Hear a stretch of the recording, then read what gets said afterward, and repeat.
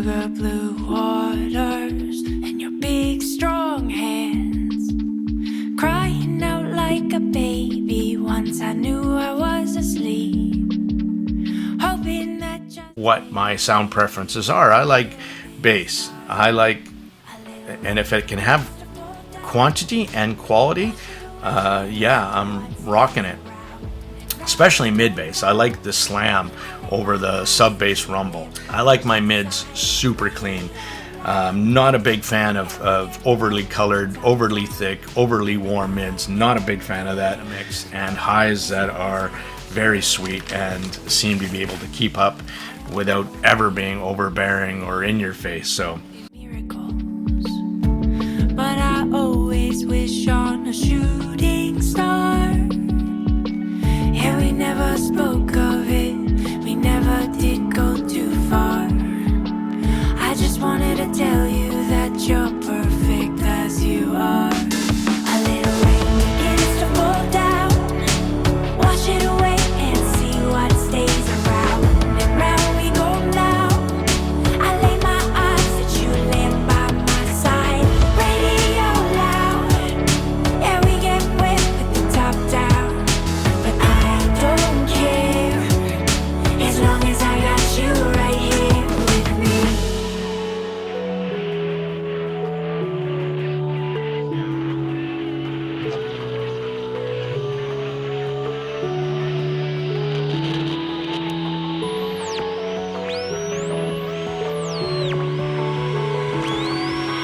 I don't care, as long as I got you right here. A little rain begins to fall down, wash it away and see what stays around. And round we go now.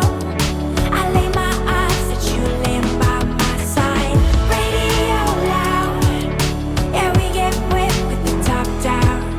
But I don't care, as long as I got you right here with me.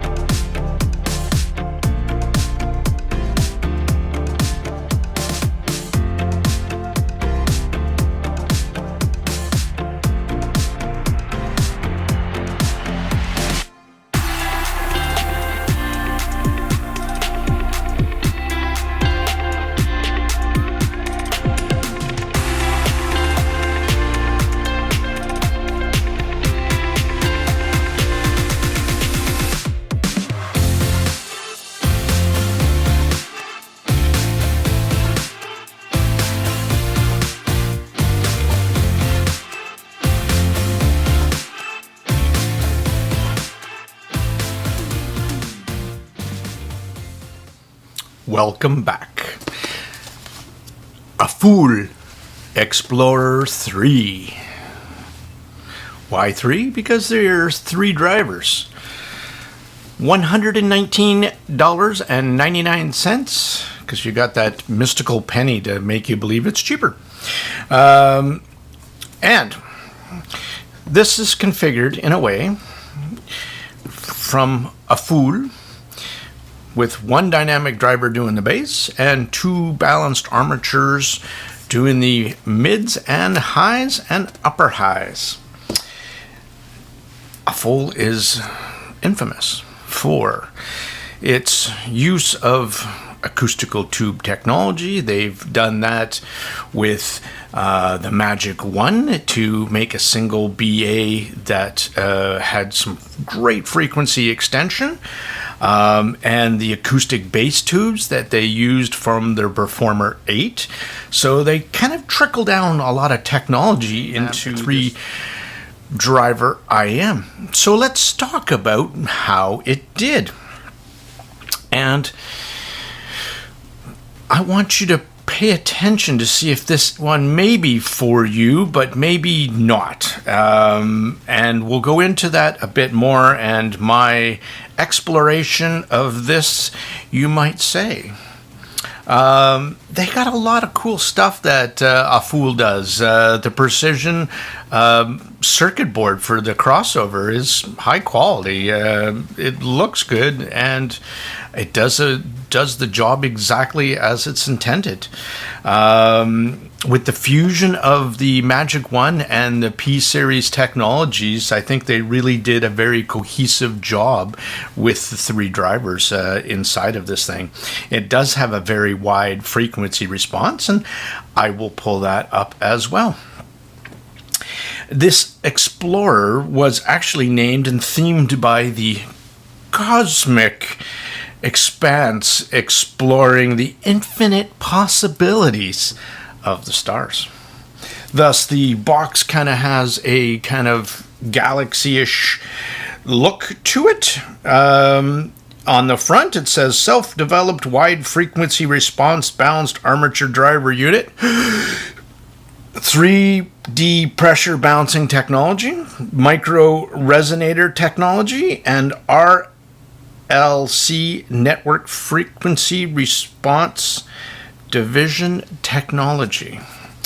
On the back, it gives you some basic stats: 26 ohms, 108 dB per 1 watt meter, a frequency response of 10 hertz to 30 kilohertz. It says it comes only with a 3.5 cable, but I do believe it comes or can get with a 4.4 as well. Something else that it tells you is nothing about the drivers. Your guess is as good as mine. So there you go. Now, on to the important stuff that you want to know. Let's go over some observations a little bit for me. Not to be a Debbie Downer, but the AFUL Explorer 3 sounds dull and flat on low volumes. And it then really scales up when you put some juice to it. And they really respond well to some power behind them. I don't recommend this IEM if you're going to be running it off a dongle. I honestly don't, and I'll go into more about that in a bit. This is my new Canon N3 Ultra Tube Hybrid DAP. 600 milliwatts into 4.4 balanced. This is why on the set that I have here, I have it on a 4.4 cable. And that's because I needed to feed it some juice. The 3.5 cable that mine came with just couldn't do it. I actually I started off in low gain, maxed, medium gain. I surprisingly looked down and it was 100 and it wasn't loud enough for me. Or I should say I wanted it louder. And then I went to high gain and I got it to 92 out of 100, 600 milliwatts. That's quite a bit of juice going into these IEMs. Did they take it? Oh, yeah. I love it. So it likes power. I switched over in a bit to the Con Max. I mean, that is an absolute beast.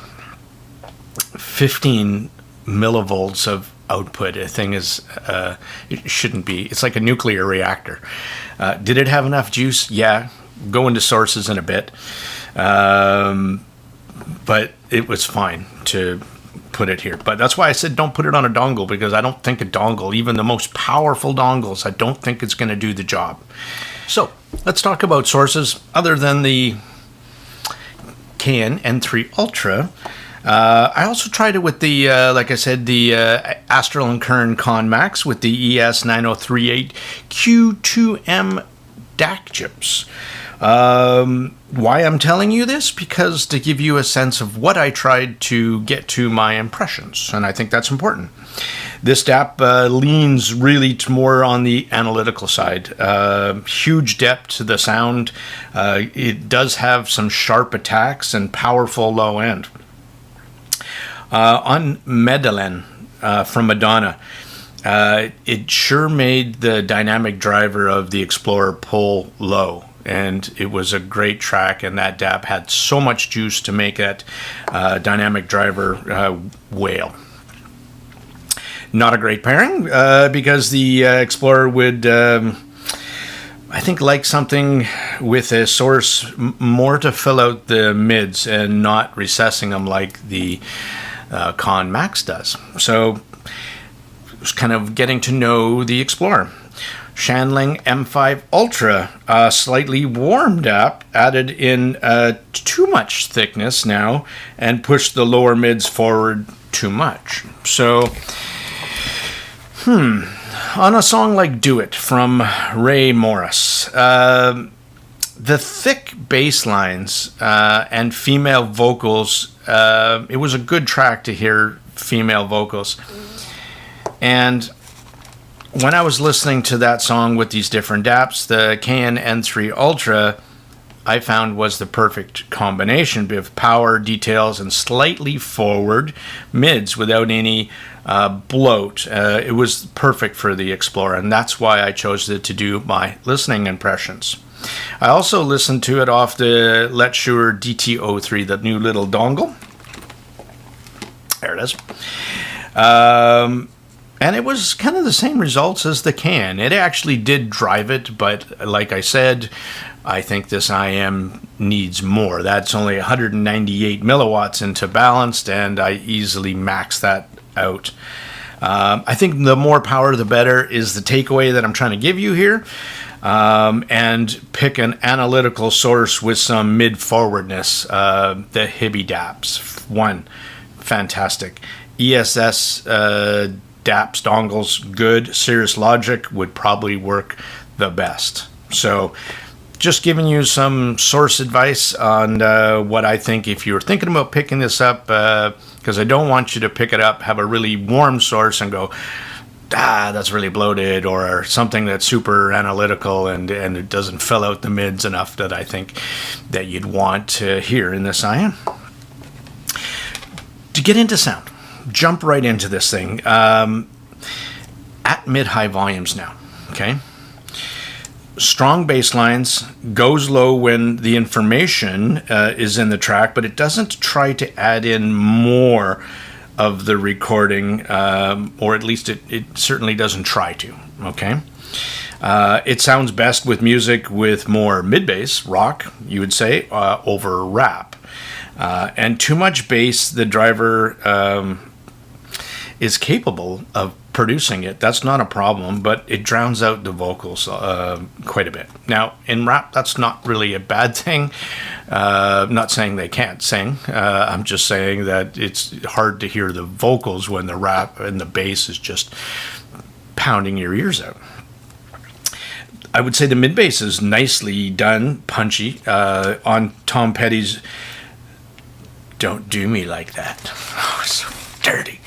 It's punchy. I liked it. I like the bass of this IEM quite a bit. Don't Dream, It's Over.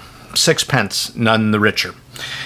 Great natural sounding vocals, nice top end, good sounding instrumental, sounds great on the Explorer 3. Or Explorer. Take away the 3. I do like the vocals of the Explorer. It sounds very effortless. It sounds very fluid.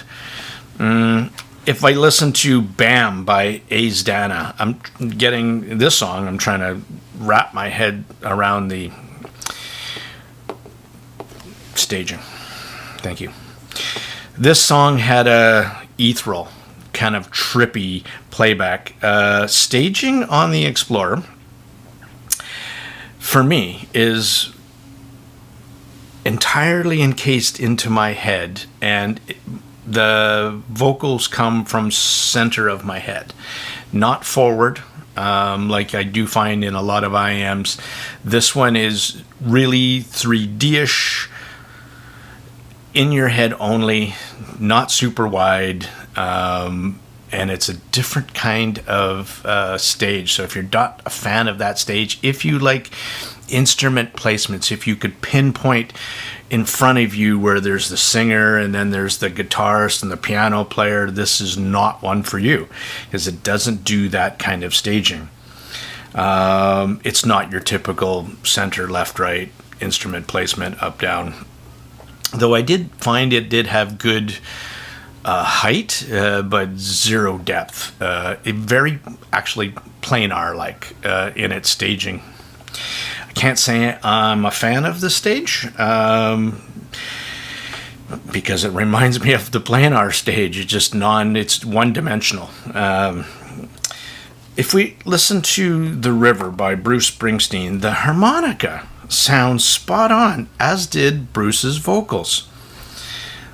Lonely by Machine Gun Kelly, another track that sounds great, but only at volumes. And I don't listen to, now this is the problem, it's hard, I don't listen to track after track after track at high volumes.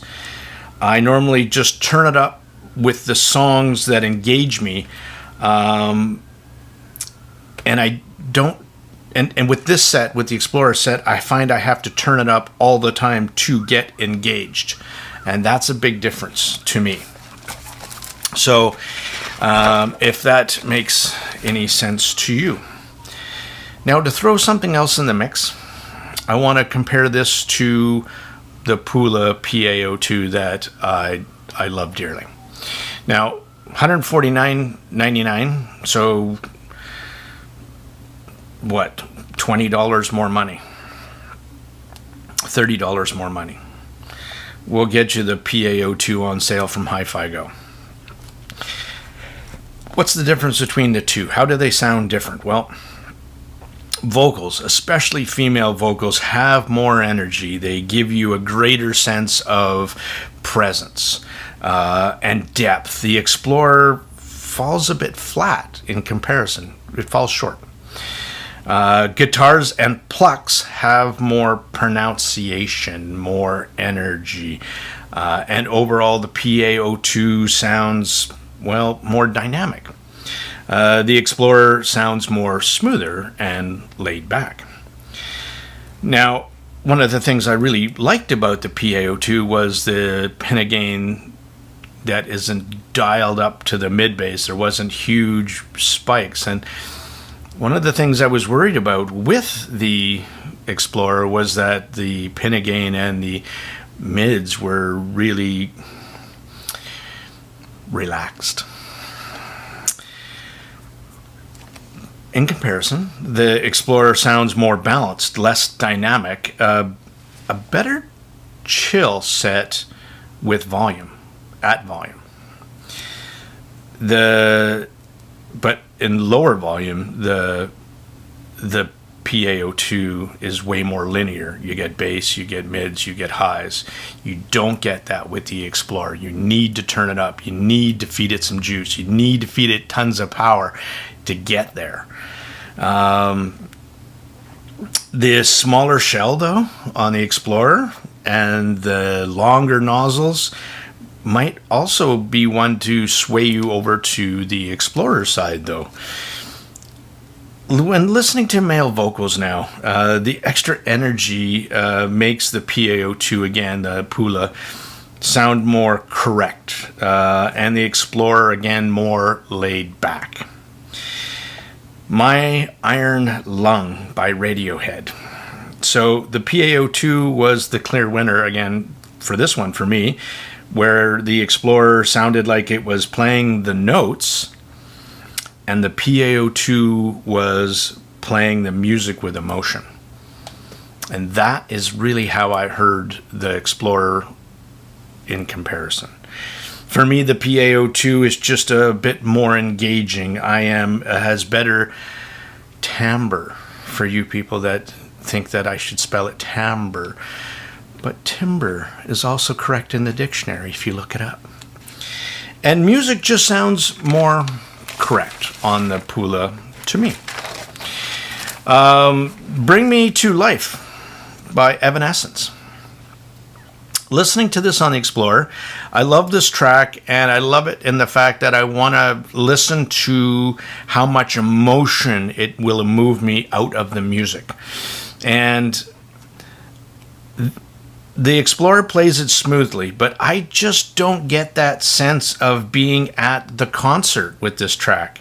Or the emotion in her voice. It just doesn't pull out. It doesn't bring it out. The Explorer just played the music. All of Me by John Legend. Same as the track above. It's a really nice, smooth replay, but it just doesn't connect me to the music. To sum up the Explorer for me, the Explorer checks a ton of boxes. I mean, comes with nice accessories, comes with a nice little case, comes with a great soft little cable, comes with enough tips to get you going. It's checking off all those boxes: accessories, case, cable, smooth, non-peaky highs, nice extension, has great air, non-fatiguing playback. And if you looked at the beginning of my video my intro, that sounds like it would be winner winner chicken dinner for me, right? So why am I saying now to you that I do not think this is a full-on by RFN, right? Because the Explorer needs an absolute shit ton of juice to get going. Even the most powerful dongles might fall short on doing that. It's not a low volume set, or really a mid volume set kind of at all. With the Explorer's kind of chill, laid back nature, it screams, turn me up. Now, if you're that person, if you love listening to all of your music on volume 11, this set is for you. Go buy it right now. You'll love it. Non-fatiguing, dial it up. That being said, money for nothing, Dire Straits. Listening to this track and the build-up, it does elicit a kind of a sense of excitement if you have heard this track before and you know what's coming. It kicks in. When it kicks in, it should put a big smile to your face when it starts to get really loud. With the Explorer, I don't get that feeling. It just doesn't bring out the emotion out of this track, or really any music for me in general, to elicit a shit-eating grin. It didn't.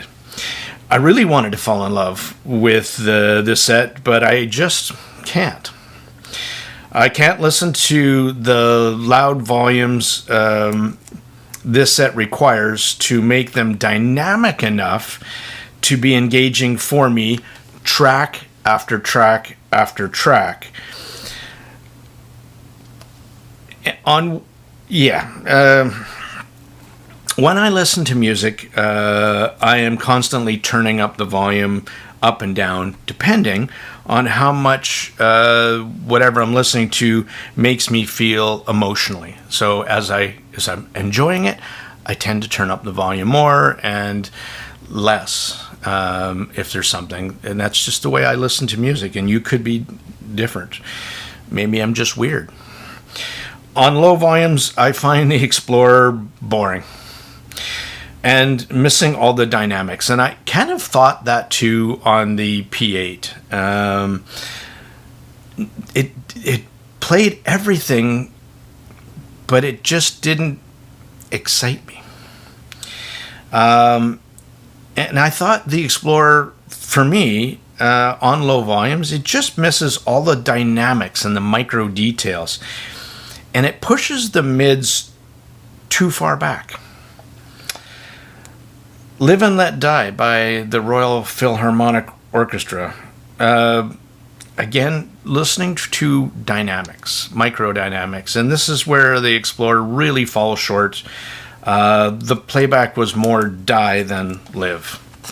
So overall, it doesn't do tons wrong. I mean, when you,